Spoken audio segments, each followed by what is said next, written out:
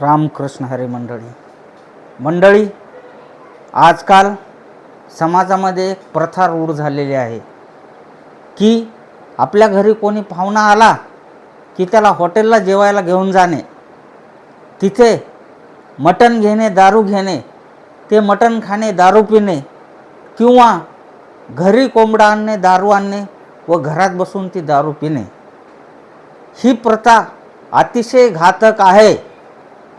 ह्या प्रथेतूनच, ह्या सवयीमधूनच व्यसनाधीनता वाढण्याची दाट शक्यता आहे.